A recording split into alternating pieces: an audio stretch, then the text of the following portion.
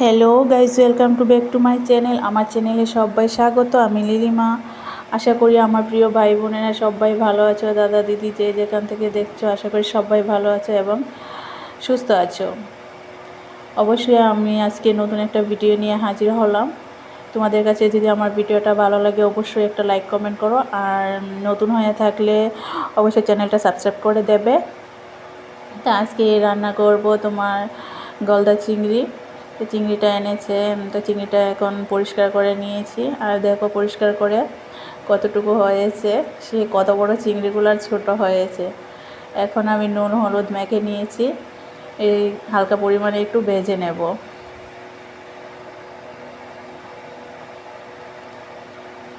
Like করতে ভুলো না সবাই, তোমরা সবাই একটা লাইক করবে।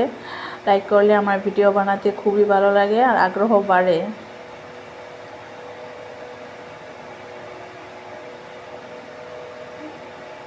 সামান্য পরিমাণে তেল দিয়েছি, তার মধ্যে আবার আরেকটু তেল দিয়ে দেব, সরিষা তেল দিয়ে দেব। এখন ভেজে নেব হালকা পরিমাণে, এত বেশি ভাজবো না।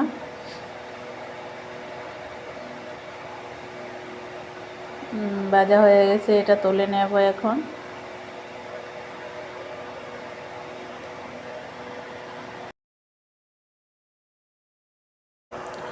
তুলে নিয়েছি। এখন যে ভাজা তেলটাতে আমি ফোড়ন দিয়ে দেব, দুটো শুকনো লঙ্কা দিয়েছি, আর সঙ্গে দিয়েছি দারচিনি, এলাচ, এগুলো দিয়েছি, ভালো একটা স্মেল বের হবে।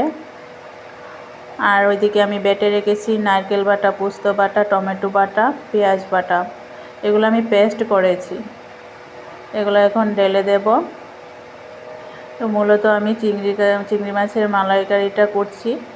আর আমি জানি না তোমরা কে কীভাবে করে, সববার রান্নার ধরন আলাদা।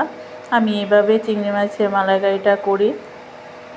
সেখানে একটা জিনিস বাদ পড়েছে, তোমার টক দইটা দেওয়া হয়নি, কারণ আমার ফ্যামিলিতে টক দইটা বেশি ভালোবাসে না, আমার হাজব্যান্ডও নয়, আমার ছেলে মেয়েও নয়, তার জন্য দিইনি। তো কাঁচা লঙ্কা পেস্ট আর আদা বাটা, তারপর তোমার এগুলো একসঙ্গে মিক্সড করে নিচ্ছি। নুন দিয়ে দিয়েছি, তারপর এখানে হলুদ দিয়ে দেব, লাল লঙ্কার গুঁড়ো দিয়ে দেব, জিরে দিয়ে দেব, সবগুলো একসঙ্গে মিক্সড করে তারপরে মশলাটা ভালো করে কষিয়ে নেব। সেখানে আমার একটা জিনিসই কম পড়েছে, শুধু টক দইটা দিইনি। জানি না তোমরা কে কীভাবে করো, অবশ্যই আমার কমেন্টে বলবে। আর যদি ভিডিওটা ভালো লাগে অবশ্যই লাইক কমেন্ট করো আর শেয়ার করতে ভুলো না। মশলাটা প্রায় কষিয়ে এসেছে, এখন সামান্য পরিমাণে একটু জল ঢেলে দেব, বেশি জলও দেব না। সেই 2 কাপ জল দিয়েছি।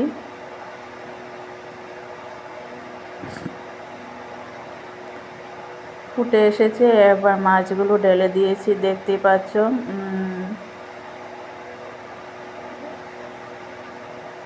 একটু প্রায় হয়ে এসেছে, একটু ঘন ঘন হয়েছে। এখন দিয়ে দেব ধনিয়া পাতা কুচি, যেহেতু এখন ধনিয়া পাতার সিজন, ধনিয়া পাতা কুচিটা দিয়ে দেব। আর দিয়ে দেব 4টে কাঁচা লঙ্কা।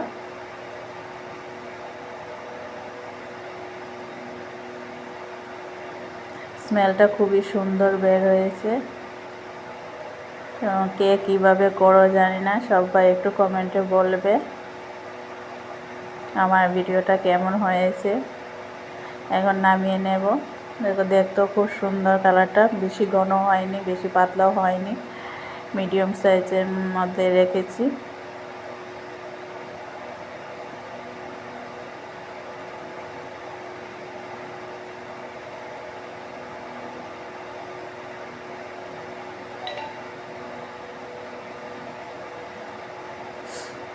এখন সবাইকে পরিবেশন করব।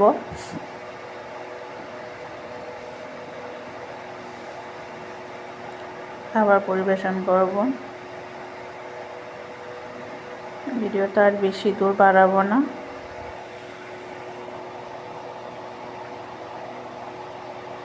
আমার চিংড়ি মাছের মালাইকারিটা হয়ে এসেছে। এখন খাবার পরিবেশন করছি।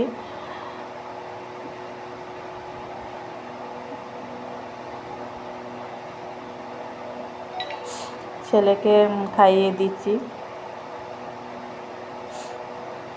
ভিডিওটা বেশি বাড়াবো না, এখানে শেষ করে দেব। টাটা, সবাই ভালো থাকবে এবং সুস্থ থাকবে।